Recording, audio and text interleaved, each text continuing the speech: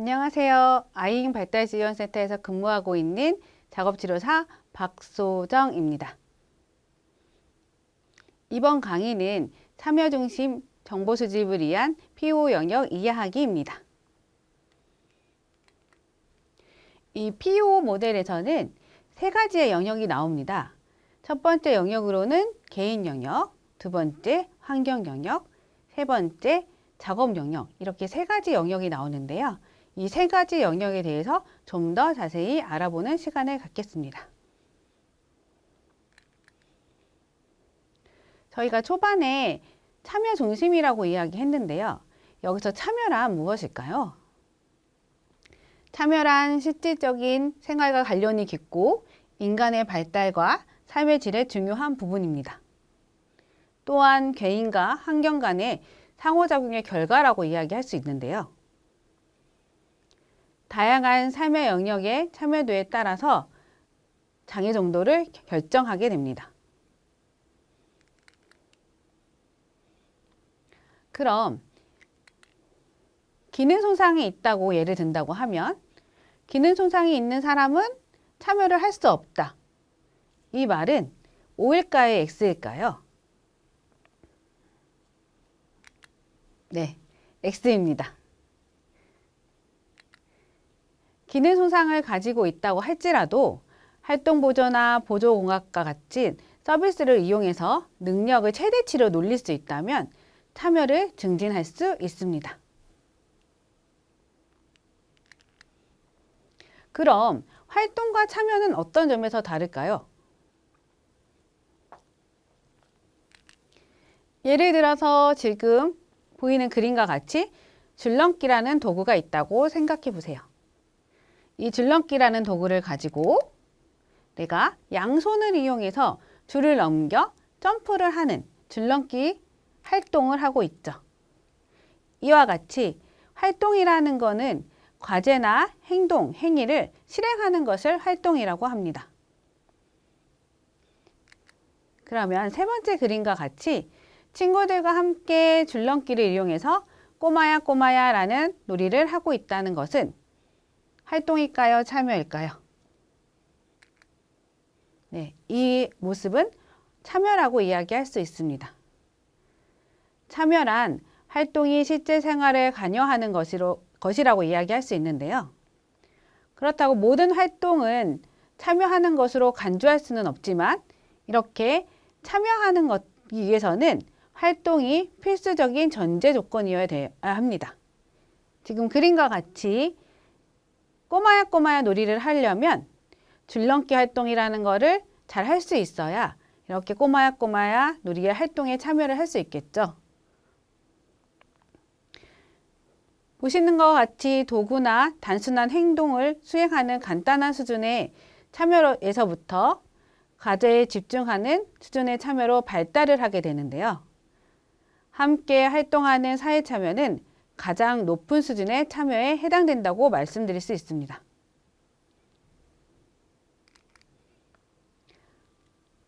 그럼 학교 활동의 참여는 어떤 의미일까요? 학령기 아동에게 있어서는 학교 활동에 참여하는 것은 큰 의미가 있다고 이야기할 수 있습니다. 이것은 당연한 권리이기도 하고 삶의 즐거움을 주는 행위이고 건강과 웰빙에 긍정적인 영향을 미치죠. 학생은 활동을 참여하게 됨으로 인해서 또래 관계를 형성할 수 있고 가정이나 사회에서 필요한 사회적 기대를 이해하고 또 신체적, 사회적 기술 획득을 할 수 있습니다. 그럼 장애 학생들의 학교 활동에 참여는 어떨까요? 장애 학생은 그림과 같이 학습과 주의 집중, 기억과 이해하는 데 어려움이 있을 수 있습니다. 또한 학습한 것을 일반화하는 능력이 부족할 수도 있고요. 의사소통이나 자기관리, 사회적 기술과 같은 활동 수행의 저하를 보일 수 있습니다. 그래서 장애 학생들은 학교 활동을 수행하고 참여하는데 어려움이 있습니다.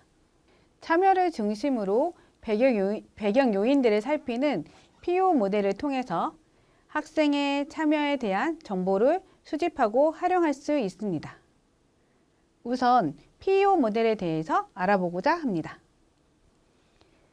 교육 환경에서 장애 학생의 참여에 영향을 미치는 요소는 학생, 학교 환경, 학교 활동을 PO 모델은 개인, 환경, 작업, 수행을 같은 영역 간의 역동적인 상호작용으로 설명을 하고 있습니다. 장애 학생이 학교에서 참여를 하기 위해서는 이 세 가지 요소가 모두 고려되어야 되겠죠. 우선 개인 요인에 대해서 한번 살펴보겠습니다. 개인은 인간과 공간을 넘나들어 다양한 중요 역할로 참여하는 유일한 존재를 이야기합니다. 환경은 사람의 외부에 있는 문화적, 사회경제적, 제도적, 물리적 환경을 이야기합니다. 그리고 사회적 요소들은 경험에 영향을 미치죠. 마지막, 작업은 사람이 평생 동안 참여하거나 스스로 지향하는 어떤 기능적 과제와 활동을 이야기합니다.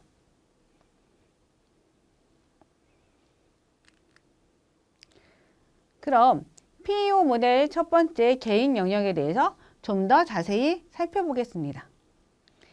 개인 요인은 학교 생활 참여에 영향을 미치는 학생의 고유한 특성, 상태, 조건을 말하는데요.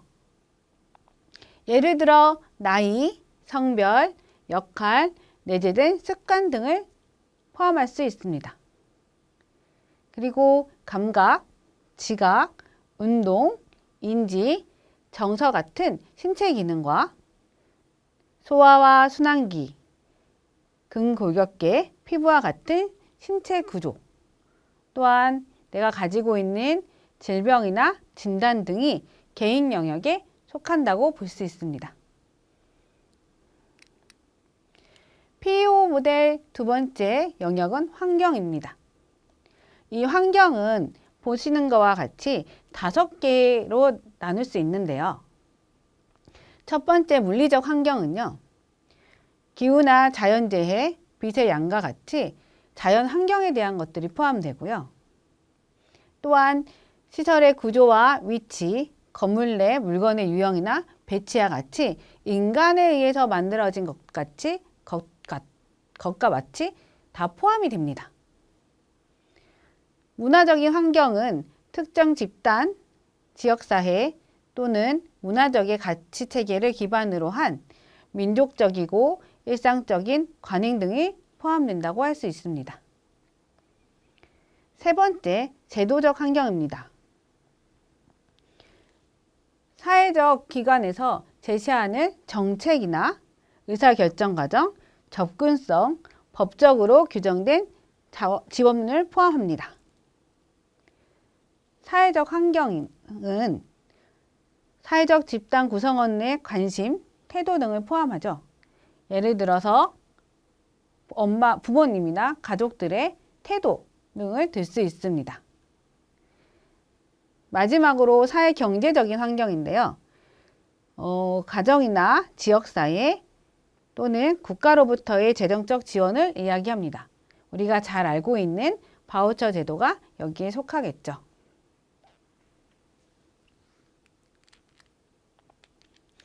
PEO 모델의 세 번째 작업 영역입니다. 개인이 속한 맥락에서 삶에 관련된 목적 있거나 의미 있는 활동을 작업이라고 이야기하는데요.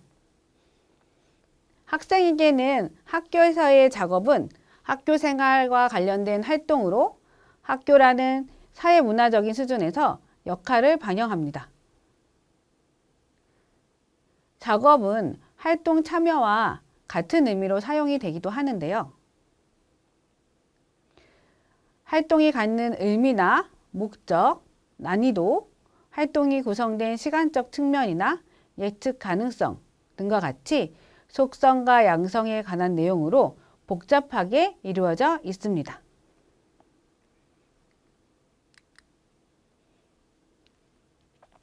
PEO 모델은 개인, 환경, 작업 이 세 요인들 간의 역동적인 상호작용으로 나타내면서 그 결과물을 작업 수행으로 표현을 합니다. 개인, 환경, 작업 이 세 가지 요인들이 서로 조화를 이룬다고 하면 작업 수행의 양과 질은 더욱 향상된다고 이야기할 수 있겠죠. 하지만 개인, 환경, 작업 이 요인들이 서로 조화롭지 못하고 잘 형성되지 않으면 작업 수행은 어려워지거나 각 요인들이 서로 대립하면 문제 행동이라는 것이 발생하기도 합니다. 이러한 작업 수행은 정적이거나 고정되어 있는 것이 아니고 서로 역동적이고 변화되는 과정입니다.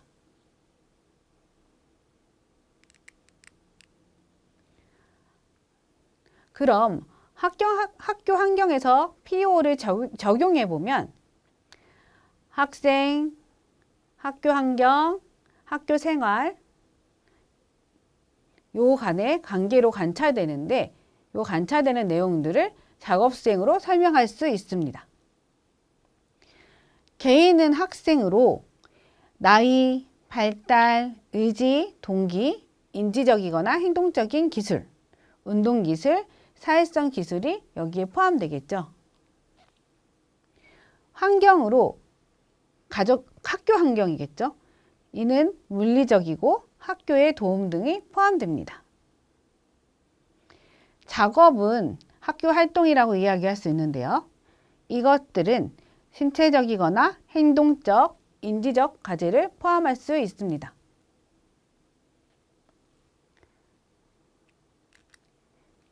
학생의 기능을 향상시킨다면 또 학교 환경에서 장벽을 제거하고 지원을 늘릴 수 있다면 학교 활동에서의 과제를 난이도를 조절할 수 있다면 학생의 참여는 점점 증진할 것입니다. 학교 활동에서의 참여 촉진을 적용한 예를 몇 가지 들어보겠습니다. 먼저 급식 시간을 예로 한번 들 수 있을 텐데요. 수저질이 어려워서 식사하기 활동을 하는데 어려움이 있는 학생이라면 지금 그림과 같이 포크 숟가락을 주거나 에디슨 젓가락을 사용해서 식사 활동에 좀 더 참여를 잘 할 수 있도록 과제의 난이도를 조절해 주는 방법이 있겠죠. 두 번째, 글 쓰는 시간에 연필 잡는 것이 어려운 학생이 있다면 지금 그림과 같이 연필 잡기 보조도구를 사용해서 연필을 좀 더 안정적이게 잡게 할 수 있겠죠. 그러므로 인해서 한 글자 한 글자 쓰는데 많이 걸렸던 시간들이 좀 더 단축이 되면서 글 쓰는 활동에 참여를 할 수 있게 될 것입니다. 마지막으로 빛이나 소리에 예민한 감각 조절에 어려움이 있는 학생이 수업에 참여하기 어렵다면 그림과 같이 앞쪽 모퉁이 자리를 배치해 준다면 좀 더 자극에 영향을 받지 않고 수업 시간에 착석이 잘 돼서 참여가 가능해질 것이라고 생각됩니다.